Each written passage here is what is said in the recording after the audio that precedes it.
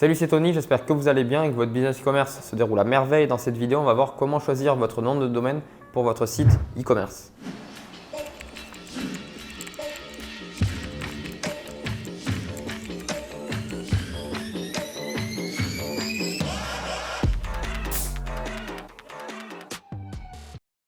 Alors choisir un bon nom de domaine, c'est important si dans un premier temps vous avez une marque. Nous c'est ce qu'on propose et ce qu'on présente dans notre formation e-com liberté, comment créer une marque en e-commerce en partant de zéro et en générant après dans le futur plusieurs centaines de milliers d'euros par mois.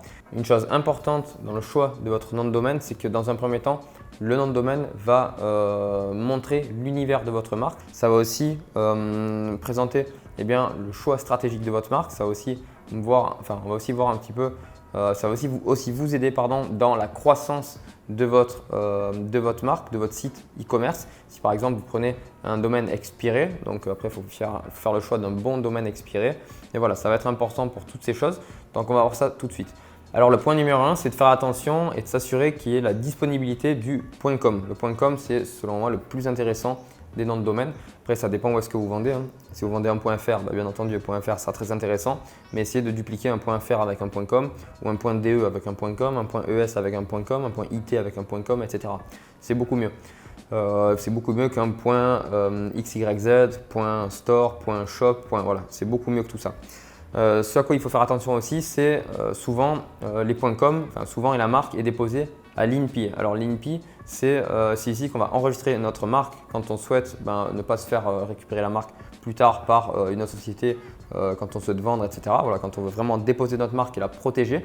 Donc l'INPI, c'est tout simplement l'Institut national de la propriété industrielle et c'est ici que vous allez faire une demande, c'est très rapide et ensuite vous allez déposer votre marque en fonction de différentes catégories et différents secteurs de marché. Ça, il ne faut pas se tromper parce qu'après vous pouvez vous faire récupérer votre marque sur le bon secteur par un concurrent et à ce moment-là, c'est plus à vous.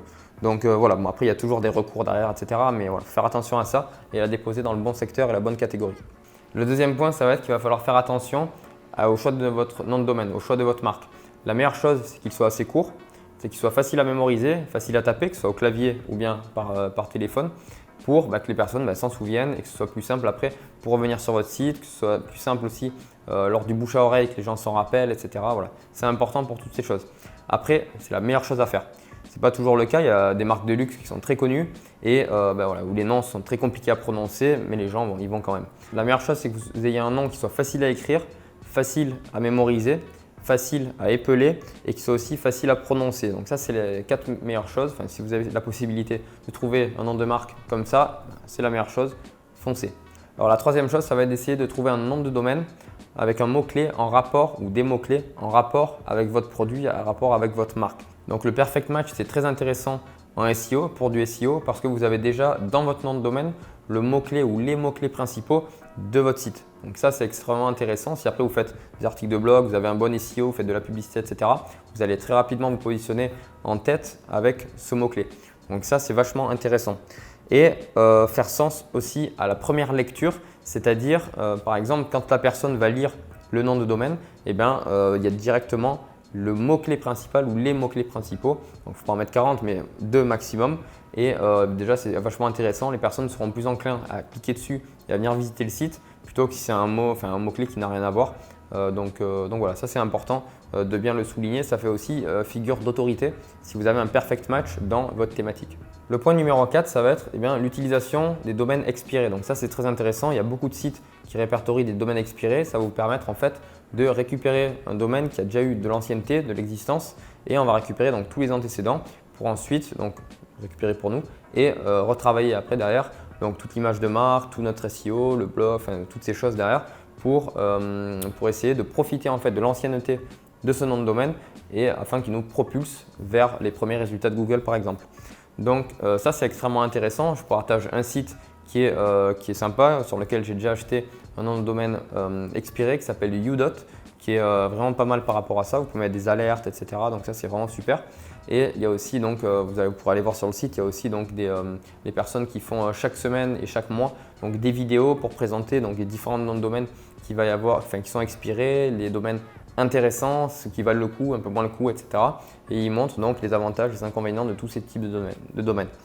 Donc ça, c'est plutôt intéressant. On va aussi profiter des différents backlinks qui sont déjà présents sur ce site et qui renvoient donc sur ce site. Donc ça peut être intéressant de racheter eh bien, un nom de domaine expiré, surtout après si on va faire des sites satellites, donc des banques de sites qui vont tous renvoyer vers notre site principal ou vers nos offres, nos produits. Le cinquième point, donc qui rejoint un petit peu le point numéro 1, c'est tout simplement de se protéger sur les extensions de domaine, donc de la concurrence, se protéger surtout de la concurrence avec des extensions de domaine comme par exemple donc avoir le .com, le .fr, .it, .es, etc. pour essayer après quand on est sur un scaling de notre marque de vendre sur des différents pays, donc différents marchés. Par exemple en Italie on aura le .it, en Espagne le .es, en France le .fr, worldwide on aura donc le .com, etc. Et ça nous permettra tout simplement d'essayer de scaler voilà, sur l'Europe par exemple. Et ça c'est vachement intéressant pour pas que la concurrence se positionne dessus. En conclusion, le choix d'un nom de domaine n'est pas anodin. Il va vraiment dépendre de votre stratégie, de marque. Ça va être une stratégie vraiment SEO, etc. Donc ça va dépendre de tout ça. Ce que vous pouvez faire aussi, c'est par exemple avoir un nom de marque qui ne signifie rien du tout. Et derrière, acheter plusieurs sites. Donc là, on est vraiment sur du SEO. Acheter plusieurs sites avec des perfect match, des domaines expirés, etc. qui vont renvoyer sur cette offre principale qui sera eh bien, votre nom de marque. Donc ça peut être très intéressant. Après, il y a énormément de stratégies derrière. C'est à vous de définir la vôtre. Et voilà, donc j'espère que cette vidéo vous a plu. Dites-moi en commentaire comment est-ce que vous faites pour choisir vos noms de domaine. Est-ce que vous avez des choses à rajouter par rapport à cette vidéo? Ça pourra aider et compléter cette vidéo et aider les différentes personnes qui vont la visionner. N'oubliez pas de vous abonner, de vous mettre un j'aime à cette vidéo et dans la description, téléchargez une série donc, de 3 vidéos qui vous permettra de voir comment créer une marque de zéro jusqu'à plusieurs centaines de milliers d'euros par mois et de manière très simple. Voilà, donc je vous dis à très bientôt. C'était Tony, ciao.